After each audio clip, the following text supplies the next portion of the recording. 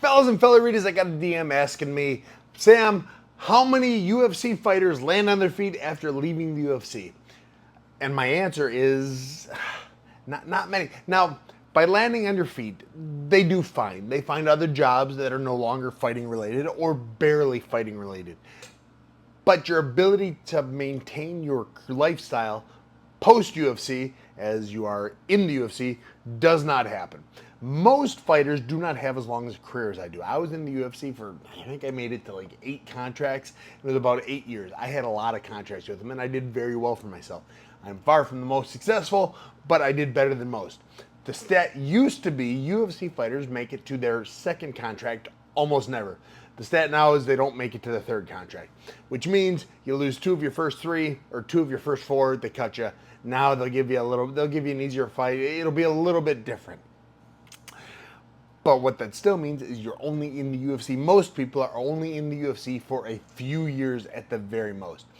Things that they don't think about while they're in the UFC, and they absolutely should, is what they're going to do post-UFC.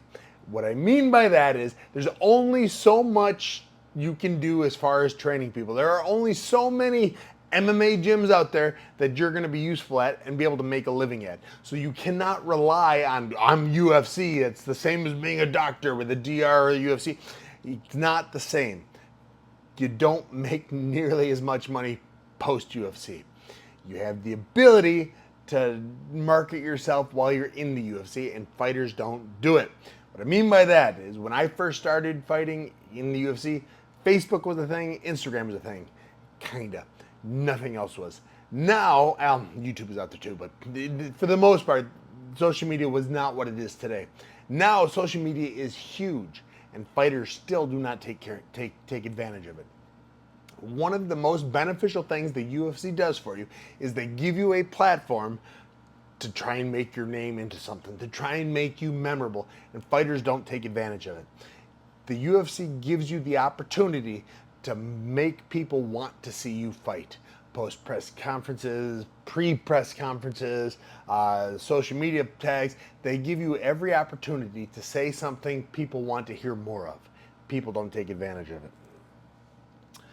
When you get that microphone post-win, you should not say, thank you, team, thank you, family, thank you, I'll fight whoever's next. Garbage speech. Nobody wants to hear it. What they want to hear is you just louder. I recommend you say, thank you, God, you are the greatest thing ever. No, I want to fight a monkey, a gorilla, a shark. I want to fight. Say something that people will be talking about after your fight is done. And that's what people do not do. The other thing is get on your social media. Start growing it immediately. I'm a UFC fighter. I can train this. I can do that. I can do this. Start posting every day.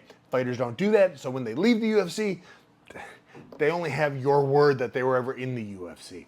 Another thing people need to do, I made a list because I had a list of 9 things that fighters don't take advantage of, don't do, and should do, and what fighters don't know about. Every fighter knows they're going to be the next champion. Every fighter knows they are better than John Jones, they're better than Mighty Mouse, they will be the next great thing. Most fighters aren't. Almost all fighters are not. Almost all fighters never make it that far.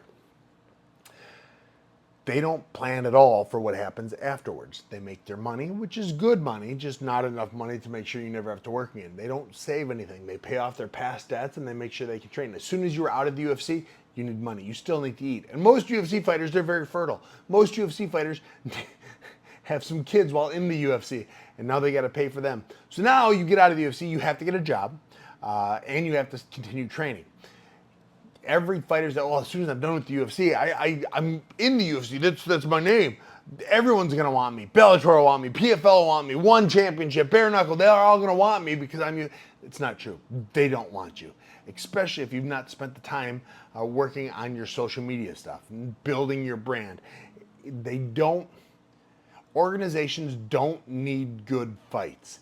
They need the potential of good fights, and they need eyeballs to see those potentially good fights, which is where your social media comes into play, which fighters never worry about because the fighters only worry about winning their next fight because they know they're going to be champion. So you get out of the UFC, you're sure everyone's going to want you. I'm going to fight in Russia for $100,000 because everyone wants to fight UFC. You're not going to get it. All right, well, I'm going to fight in America in bare knuckle for $70,000 because Mike Perry always says that's what they. You're not going to get it. Well, I'm going to fight. You're not going to get it. You might, at the very least, be able to make 4-4 at LFA. That's what you might be able to make, maybe. LFA is a big league. It's a great league. They put on some good fights. They feed into the UFC. It's a great place to start. You might make 4-4. Now you have a family. Now you're used to a certain way of living because the UFC was paying you. And now you're not making half of what you were. You need to get a job, which means you're not training like you used to. Now you have to work 2 jobs because you still want to train. They have to be flexible. You work 2 night shifts or night shift and a middle of the day shift. You can't train in the middle of the day or at night anymore. Now you have to train in the morning, you have to train in the evening. It changes everything. You have to spend some time with your family, so that takes some training away too. Now you will be fighting the up-and-comers, the guys that are training like you used to, but you're only training at half speed. You're only training half as much as you would like to.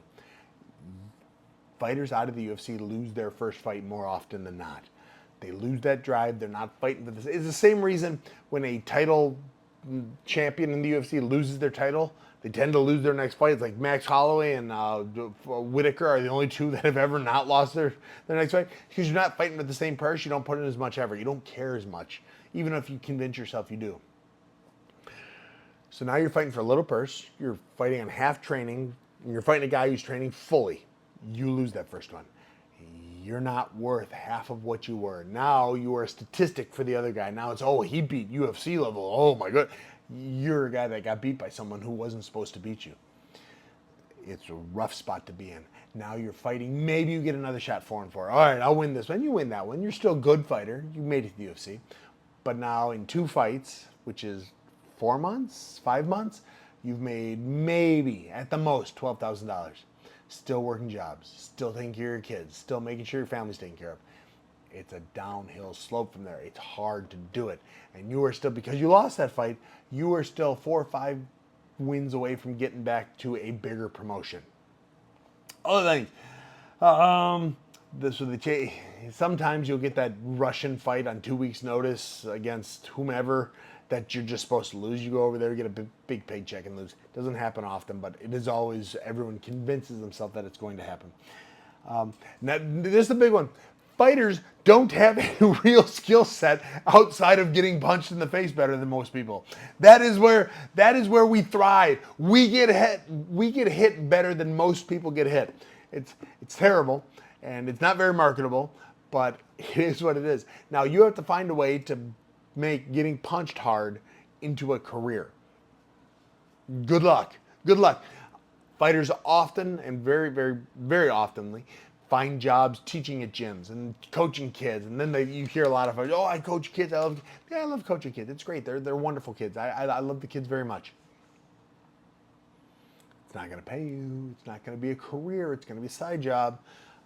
Maybe you can start your own gym, which is, I recommend it. If you have a gift, spread it to the world. Teach them all. It just doesn't pay that well. It pays something, just not everything. Not what you would like.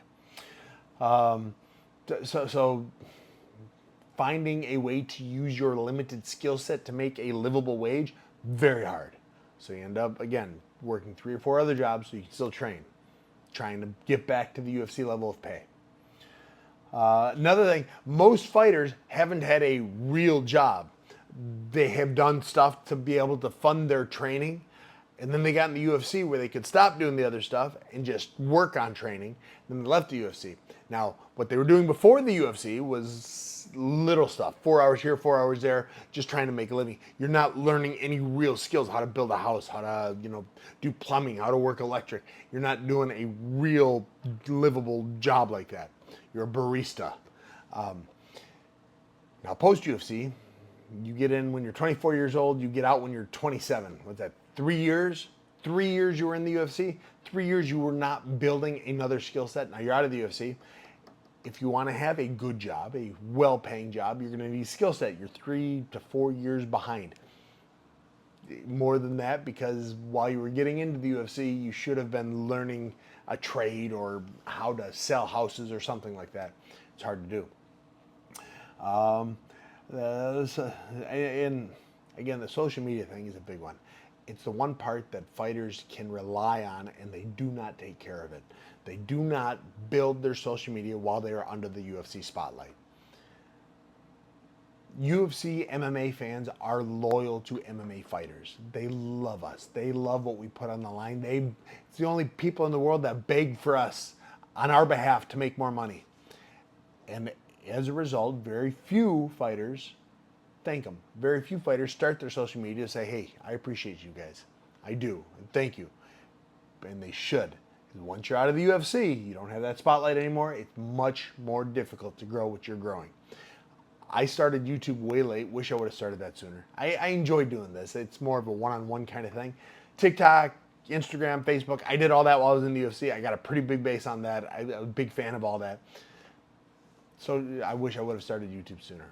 And you know what else I wish I would have started sooner? Oh, gear. Balls over brains, baby. I've got a shirt line. It's on my TikTok shop. Go check it out. Anyways, that's my thought. You can land on your feet. Most fighters don't.